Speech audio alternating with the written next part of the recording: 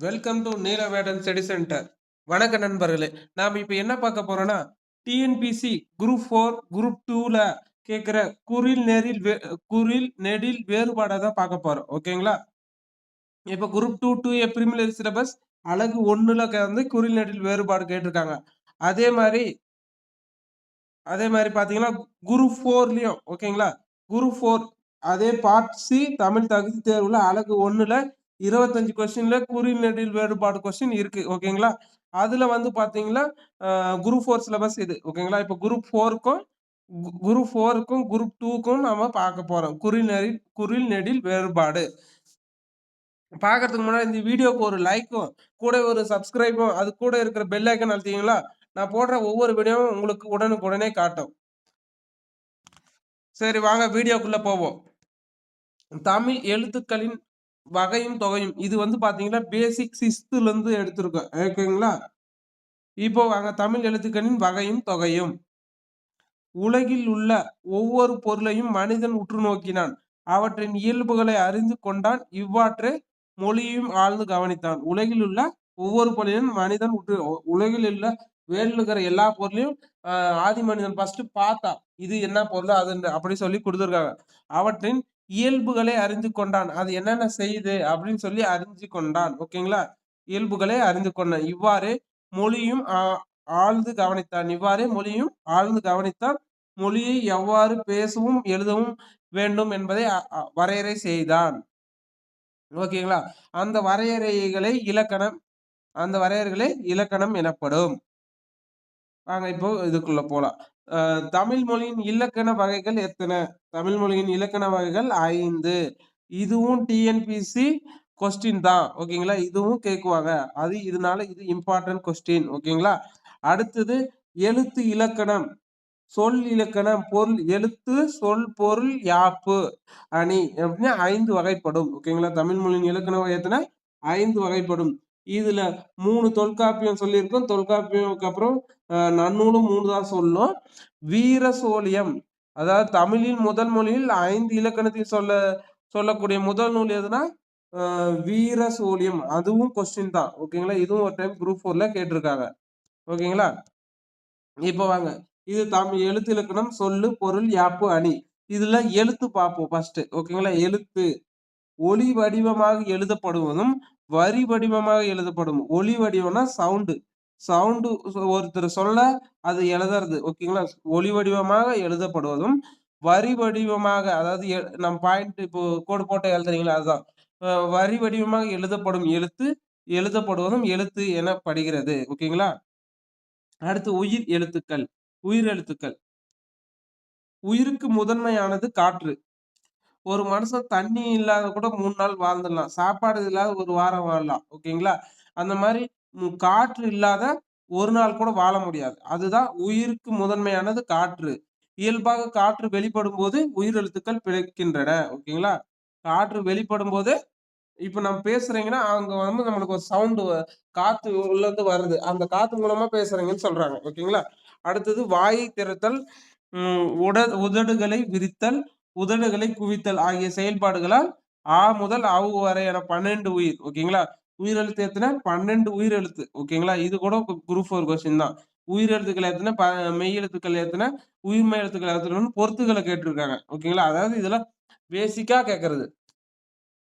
அப்போ இதுக்கு 12 உயிரெழுத்துக்கள் பிறக்கின்றன.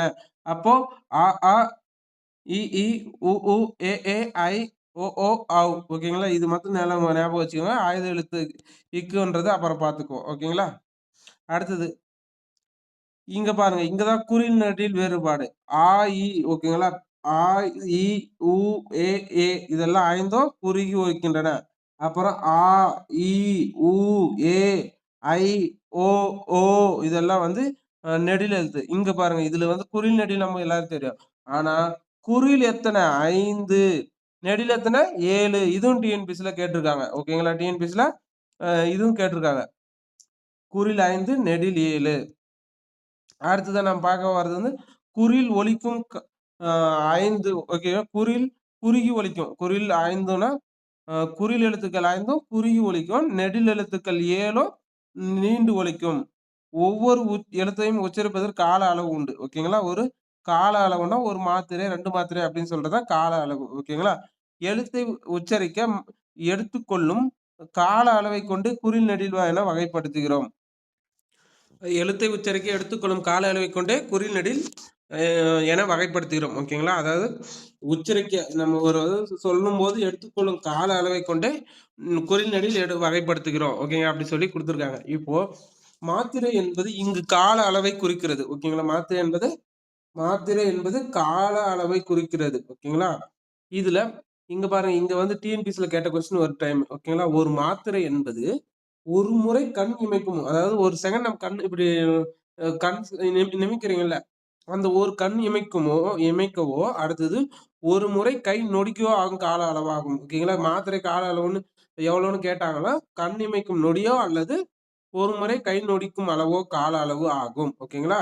குறில் எழுத்தின் ஒலிக்கும் கால அளவு 1 மாத்திரை. நெடில் எழுத்தை ஒலிக்கும் கால அளவு 2 மாத்திரை. ஓகேங்களா?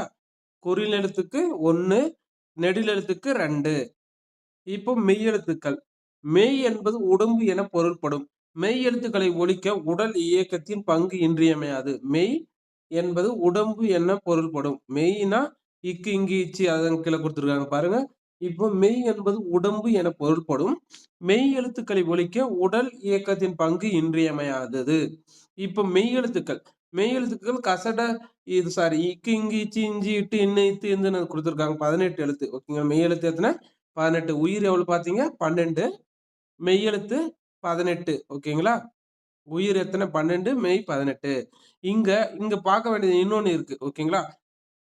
இக்கு, இங்கு, இச்சு, இஞ்சி, இட்டு, இன்னு. இது வந்து இந்த வரிசைய நீங்க நல்லா ஞாபகம் வச்சுக்கணும். ஏன்னா, இ அகர வரிசை ஓகேங்களா? அகர வரிசையின் படி அ நம்மளுக்கு அரேஞ்ச் பண்ண சொல்லுவாங்க. அப்போ நம்மளுக்கு கன்ஃப்யூஷன் ஆகக்கூடாது. அப்போ இதுவும் மெய்யெழுத்துக்களும் ரொம்ப முக்கியம்.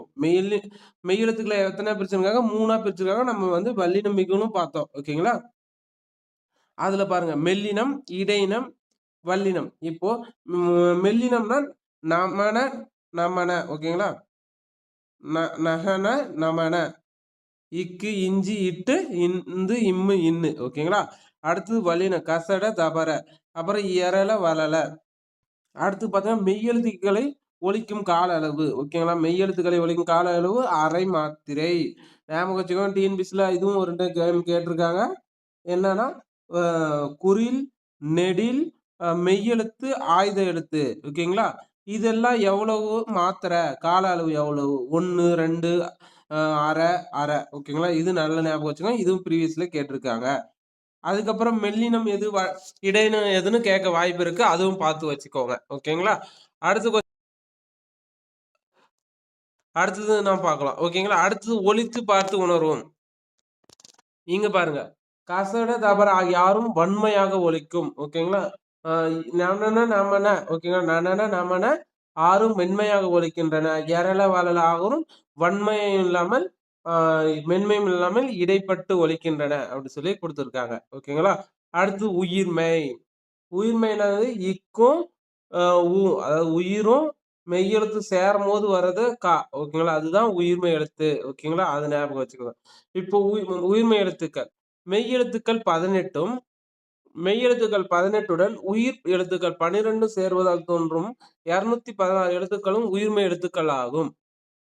மெய்யெழுத்துக்கள் 18உடன் உயிரெழுத்துக்கள் 12ம் சேர்வதால் தோன்றும் 216 எழுத்துக்களும் உயிர்மெய் எழுத்துக்கள் ஆகும்.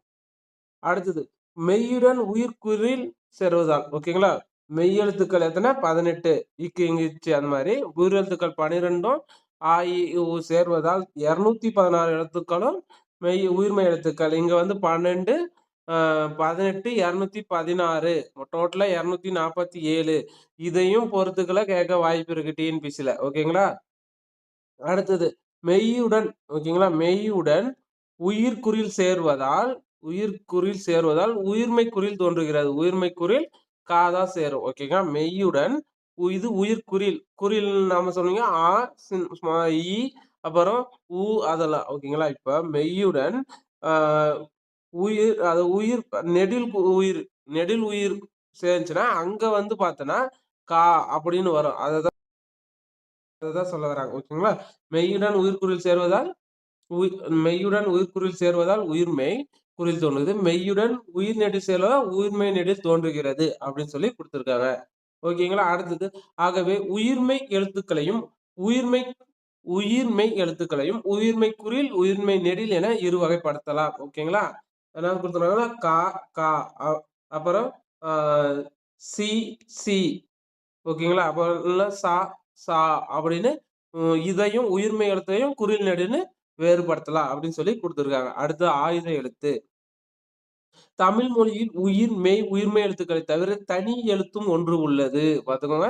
தனி எழுத்து எதுன்னு கூட கொஸ்டின் டிஎன்பிஎஸ்சில கேட்டிருக்காங்க. இப்ப தனி எழுத்து எது? ஆயுத எழுத்து. ஓகேங்களா? அஃது அஃது என்னும் ஆயுத எழுத்து ஆகும். அஃது என்னும் ஆயுத எழுத்து ஆகும். ஆயுத எழுத்தை ஒலிக்க கால அளவு அரை மாத்திரை. ஞாபகம் வச்சுக்கோங்க. எத்தனை ஆயுத எழுத்தை ஒலிக்க எவ்வளவு? கால் மாத்திரை. ஓகேங்களா? சாரி, அரை மாத்திரை. அடுத்தது கற்றபின். இப்போ டிஎன்பிஎஸ்சில இது கேட்டிருக்காங்க. ஓகேங்களா?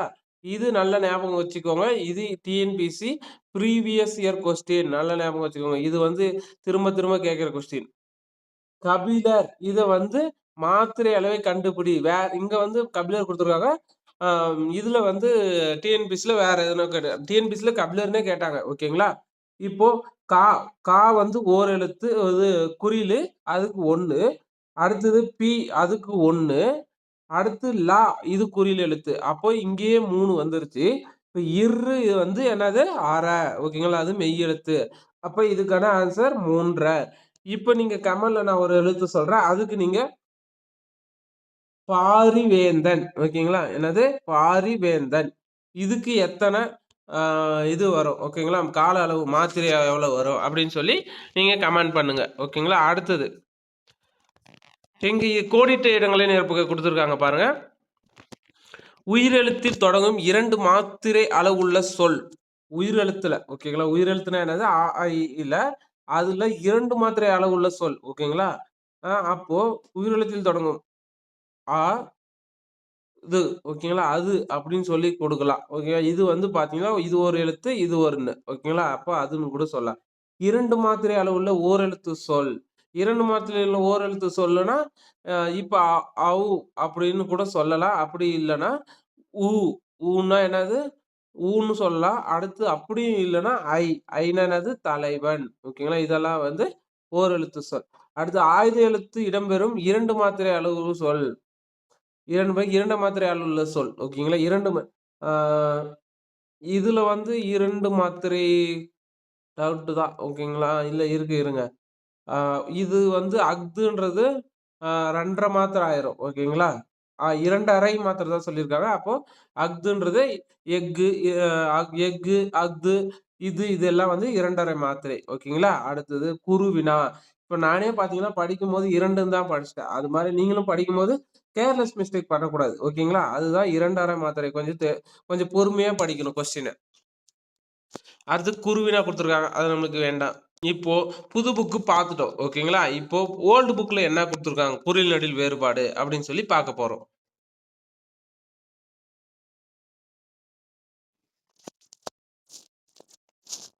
இப்போ புது புக்கு இது வரைக்கும் பார்த்துட்டு பழைய புக்கு. ஓகேங்களா? வேறுபாடு அறிதல். ஓகேங்களா? கொடுத்துருக்காங்க. குறில் நெடில். ஓகேங்களா? குறில் நெடில் தான் நம்ம பார்க்கறது.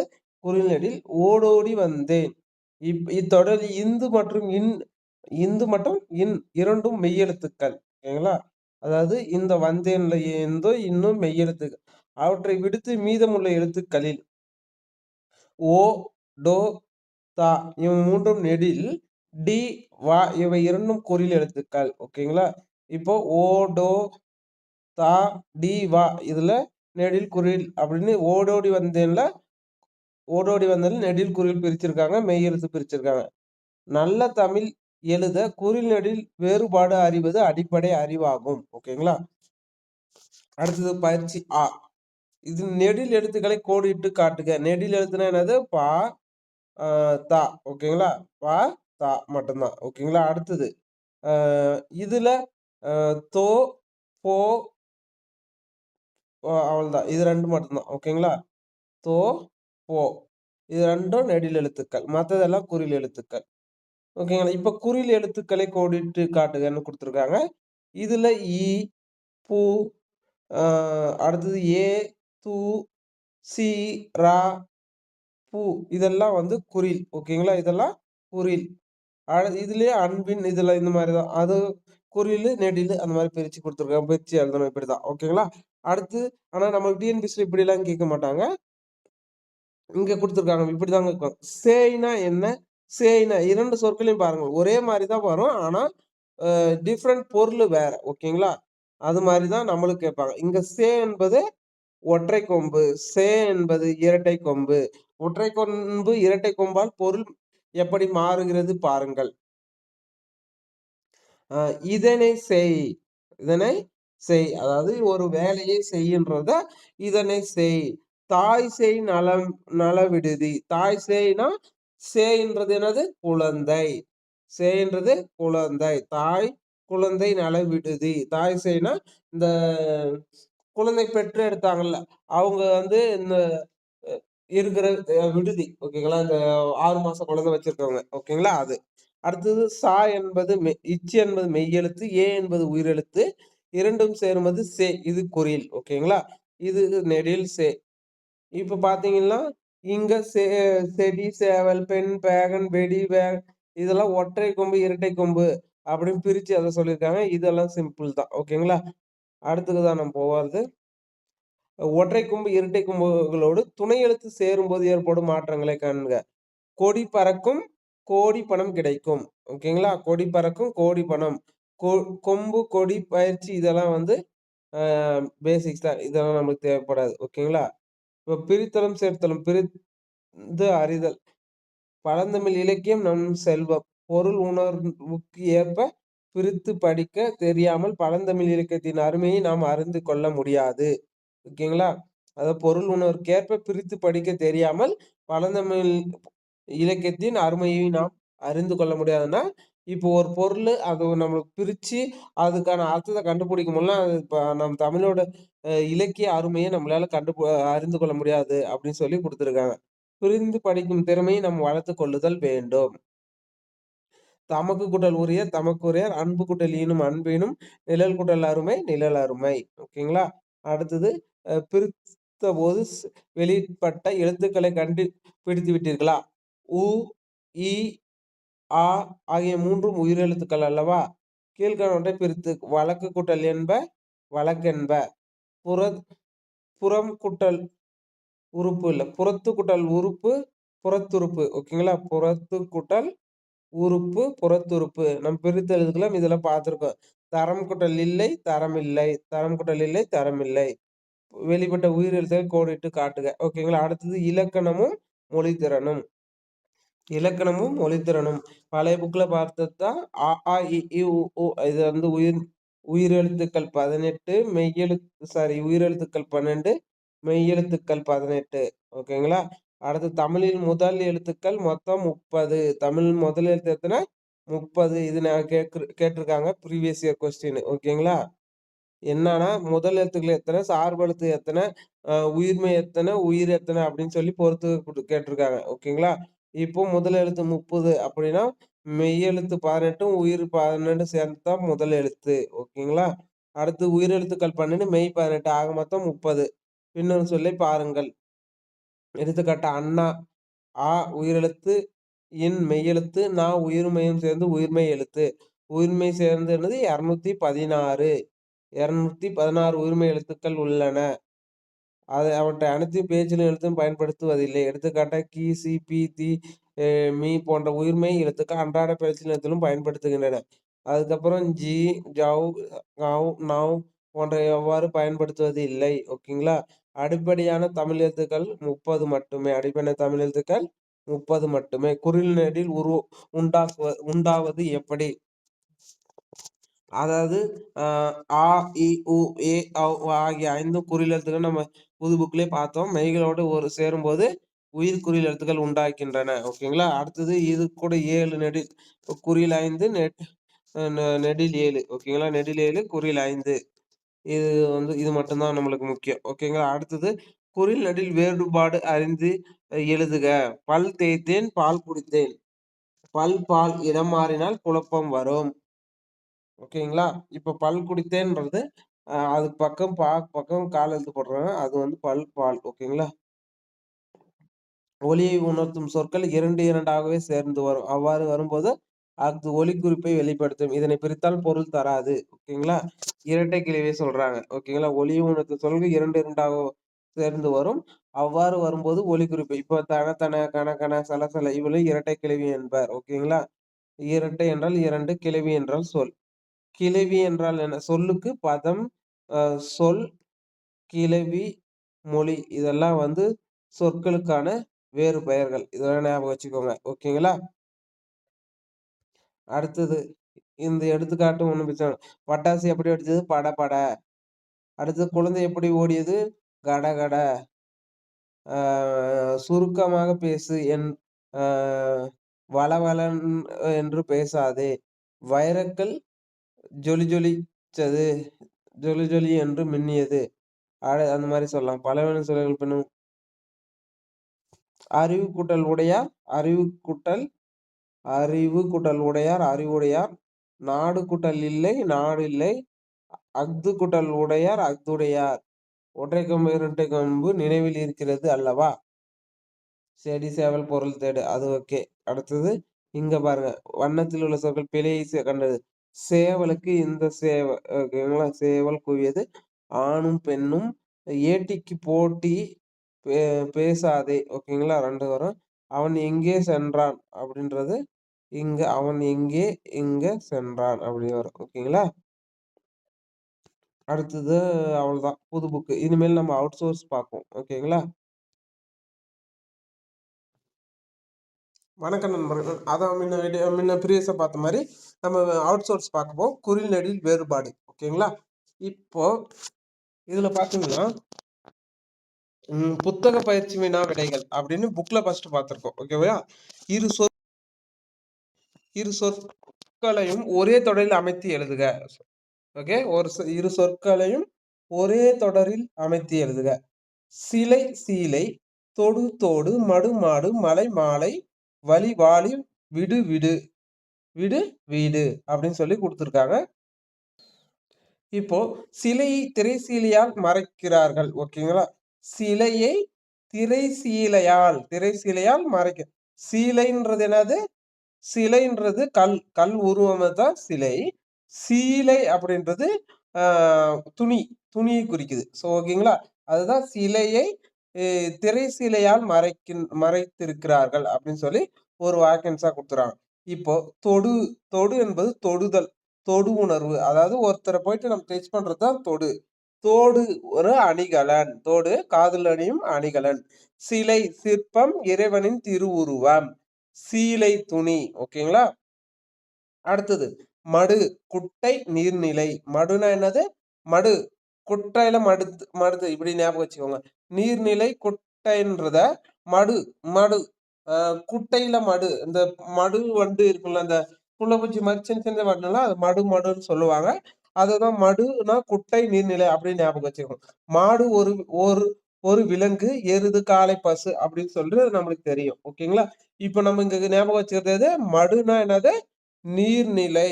அதாவது மடு சின்னதா கம்மியா இருக்கிற ஓகே ஒரு குட்டையா அப்படி ஒரு ஏரில ஒரு கொஞ்சம் இடத்துல மட்டும் தண்ணி இருந்துச்சுன்னா நம்ம அதை குட்டைன்னு சொல்றதுக்கு பதிலா மடு அப்படின்னு சொல்லி ஒரு கதையா ஞாபகம் வச்சுக்கோங்க.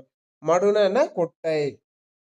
அடுத்தது வழி வழி காற்று. இது நம்ம புக்ல நல்ல எல்லா இடத்துலயுமே ஒரு பாட்டு படிக்கிறனாவே அங்க இருக்கும். ஓகே. நிலம், நீர், வழி தொல்காப்பியர் சொல்லியிருக்காங்கல்ல. நிலம், நீர், வழி, விசும்போடு ஐந்து கலந்த மயக்கம் அப்படின்னு சொல்லி. அந்த பாட்டுல கூட வழின்னு குடுத்துருவாங்க. அப்போ வழின்னா என்னது? காற்று. அடுத்தது வாளின்னா என்னது? நம் நீர் இருக்கும் வாளி தான் பாத்திரம். ஓகே. அடுத்ததா வீடு வீடு விடு சாரி விடு வீடு. விடுனா என்னது? அம்பு விடுதல். அப்போ ஒரு கயிற புடிச்சு இழுத்துட்டு இருக்கும்போது நம்ம என்ன பண்ணுவோம்? விடுன்னு சொல்லுவோம்ல. அதுதான் வீடு விட்டுரு அடிபட்டுரும் அப்படின்னு சொல்றது விடு. விடுன்றத வெளியிடுதல், விடுதல். வீடுன்றது இல்லம், தங்கும் இடம். ஓகேங்களா? இப்போ நம்ம பார்த்தது இங்க மடுன்றது குட்டை நீர்நிலை. இது நல்லா ஞாபகம் வச்சுக்கோங்க. இதுதான் முக்கியமானது. என்ன பொறுத்த அளவுக்கு இதுல. ஓகேங்களா? அடுத்தது கொடுக்கப்பட்டுள்ள இரு சொற்களை பயன்படுத்தி ஒரு தொடர் அமைக்க அப்படின்னு சொல்லி குடுத்துருக்காங்க. ஓகேங்களா? இப்போ இயற்கை, செயற்கை. கொடு கோடு, கோல் கோல், கொல் கோல், சிறு சிறு விதி வீதி. இப்ப பார்ப்போம். இயற்கை, செயற்கை. பாதை தெரியாத இயற்கை காடுகளில். இப்போ இயற்கை காடு. ஓகே. காடுல இயற்கை ஓகேங்களா? காடுனாவே இயற்கை தான். பாதை தெரியாத இயற்கை காடுகள் பயணிக்க செயற்கை கருவிகள் பயன்படுகின்றன. ஓகேங்களா? அதான் ரேடாரு அந்த மாரி. ஓகேங்களா? இப்போ காந்த கருவி, செல், மொபைல் ஃபோன் அதெல்லாம் வந்து பார்த்தீங்கன்னா செயற்கை கருவிகள். இப்போ இங்க கீழ பாருங்க. சிறு சிறுனா என்னது? சிறுமை. சீருனா பாய்தல். ஓகேங்களா? இப்போ இது பூனை இல்ல. அதாவது சீரு. ஓகேங்களா? சீருனா என்னது? பாய்தல். இப்போ ஆடு சீருது அப்படின்னு சொல்லுவாங்க. மாடு சீருச்சு அப்படின்னா என்ன அர்த்தம்? பாய்தல். சீரு. ஓகேங்களா? சிறுமைன்னா சிறு. சிறு சிறுமை. ஓகேங்களா? இது ஞாபகம் வச்சுக்கோங்க. சீருனா பாய்தல், சிறுனா சிறுமை. கொடுனா என்னது? தருதல், கொடுப்பது. அப்புறம் கோடுனா என்னது? கொம்பு, மலை, நேர்கோடு. கொம்பு, மலை, நேர்கோடு. கோடுனா கொம்புன்னு நம்ம புக்லயே இருக்கு. ஓகேங்களா? இது புக்ல இருக்கிறது தான் கேட்டிருக்காங்க. அதனால ஓகே. இப்போ கோடுனா கொம்பு, மலை, நேர்கோடு. கொடுனா தருதல், கொடுப்பது. கொள்னா என்னது? பயிர், எடுத்துக்கொள். ஓகேங்களா? கொள்ளளவு அப்படின்னு கூட சொல்லுவாங்க. ஆனா கொள்னா என்னது? கொள். கொள்னா பயிர், எடுத்துக்கொள். ஓகேங்களா? அடுத்தது கோள்னா நட்சத்திரம், 9 கோள்கள் அப்படின்னு சொல்றது கோள்கள். வானத்துல இருக்கிற கோள்கள். ஓகேங்களா? இங்க வந்து பார்த்தீங்கன்னா, இப்ப வந்து கொள்னா என்னது? பயிரிடுதல். இது பயிர், எடுத்துக்கொள்.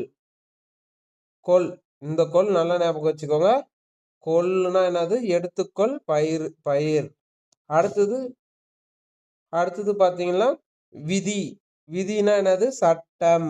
இப்போ ஒரு விதி இப்போ ஒரு ஊர்ல இது செய்யக்கூடாதுன்னா, இப்போ உனக்கே ஒரு விதி ஒரு கட்டுப்பாடு வச்சிருப்பல்ல. இப்ப இது செய்யக்கூடாது. நம்ம இத வந்து இவ்வளோ டைம் வேஸ்ட் பண்ணக்கூடாது. அப்படின்னு ஒரு ரூல்ஸ் போடுறீங்கல்ல, அதுதான் விதி. ஓகேங்களா? அது பேரு விதி. விதின்னா சட்டம், தீர்ப்பு. வீதின்னா ஊர்ல இருக்க தெரு அப்படின்னு சொல்லி குடுத்துருக்காங்க. அடுத்ததா நம்ம பார்க்குறது டிஎன்பிசில ஓல்டு கொஸ்டின் பேப்பர் எது எத கட்டாய தமிழ்ல எங்கெல்லாம் கேட்டிருக்காங்க அப்படின்னு.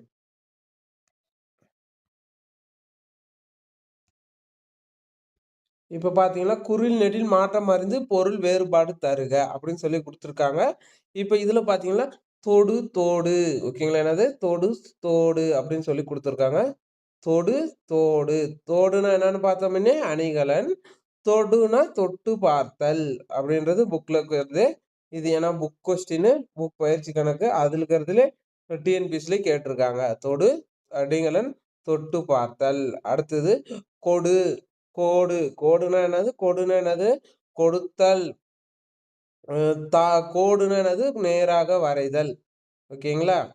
அடுத்ததா நான் பார்க்க போறது ஒலி மற்றும் பொருள் வேறுபாடு அறிந்து சரியான இணையை தேர்வு செய்க.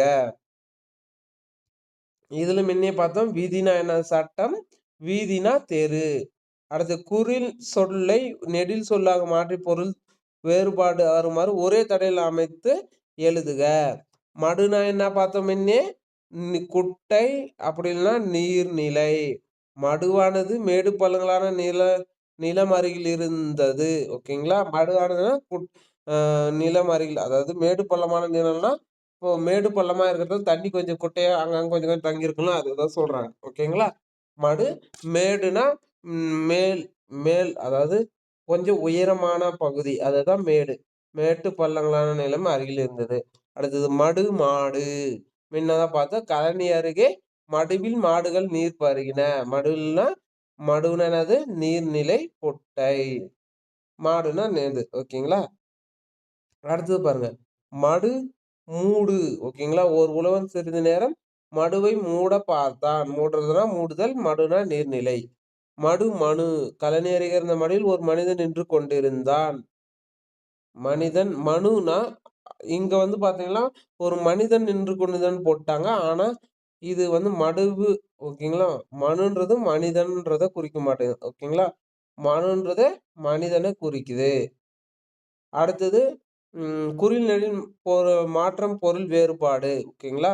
இது பார்த்தீங்கன்னா, வீடு. வீடுனா அறிக்கை விடுதல், மாவீடு. ஓகேங்களா? மர வீடு அப்படின்னு சொல்லி குடுத்துருக்காங்க. இப்ப சிலை, சீலை முன்னே தான் பார்த்தோம். சிலைன்னா என்னது? இறைவனின் திருவுருவம், சிற்பம், திரை, சீலை. அடுத்து குறில் நடில் மாற்றம் அடைந்து பொருள் வேறுபாடு அறிந்து சரியானதை தேர்வு செய்க. இப்ப பார்த்தீங்களா, மடு, மாடு இது நீர்நிலை எருது. குறில் நெடில் மாற்றம் பொருள் வேறுபாடு அறிந்து சரியான விடையை தேர்வு செய்க. கொள், கோல் எடுத்துக்கொள் 9 கொள்முதல் முன்னையே பார்த்துட்டோம். ஓகேங்களா? சிறு சிறும் பார்த்துட்டோம். சிலை சிலை பார்த்துட்டோம். விடு வீடும் முன்னே பார்த்துட்டோம். ஓகேங்களா? இப்போ இங்க புத்தக பயிற்சி வினா விடைகள். இங்கே புத்தக பயிற்சி வினா விடைகள். பிழை திருத்தம் குறில் நெடில் பிழைகள். ஓகேங்களா? குறில் நெடில் பிழைகள். சாப்பாடு சாப்பாடு இல்ல சாப்பிடு தயார்ன்றது சாப்பாடு தயார் தான் ரைட்டு. ஓகேங்களா? என்னது? சாப்பாடு ஓகேங்களா? சாப்பாடு தயார். அதுதான் சொல்லியிருக்காங்க. அடுத்து பள்ளிக்கூடம். பள்ளிக்கூடம் இல்ல, பள்ளிக்கூடம் அருகில் உள்ளது. ஓகேங்களா? அடுத்தது ஒன்று வாங்கினால் ஒன்று இலவசம். வாசம் இல்ல, இலவசம். ஓகேங்களா? அடுத்தது சாப்பாடு தயார். அது ஆன்சர் குடுத்துருக்காங்க. அடுத்து கீழ்காணும் தொடர்களை குறில் நெடில் வேறுபாடு அறிந்து நிரப்புக்க அப்படின்னு சொல்லி அமுதன் என்ன கொடுத்தான்? பால் குடித்தான் வராது. பால் குடித்தான் தான் ரைட்டான ஆன்சர். அடுத்தது தென்றல் பாடம் படித்தால் பி தான் ஆன்சர். சிற்பி என்னதுன்னா சிலை சீலை இல்ல. சீலை வந்து சிலை செதுக்கினான். அடுத்து கடையில் ஒருவர் பாரி பரி இல்ல பாரி. முகிலன் பாட்டி கதை கூறினால் காதை கூறவில்லை. ஓகேங்களா? ஒரு கதை இது பார்த்தீங்களா? கதை, பாரி, சிலை, பாடம், பால். இதுதான் சரியான ஆன்சர். ஓகேங்களா? அடுத்தது வெளி விவரம். அதாவது புக்க விட்டு அவுட் சோர்ஸ். அத வந்து நம்ம அடுத்த வீடியோல பார்க்கலாம். இதுவரைக்கும் பார்த்ததுக்கு புடிச்சிருந்தா லைக் பண்ணுங்க. அப்படியே கூடவே சப்ஸ்கிரைப் பண்ணுங்க. அப்படியே ஏதாவது டவுட்டா இருந்தா கமெண்ட் பண்ணுங்க. நான் எக்ஸ்பிளைன் பண்றேன். Thank you guys.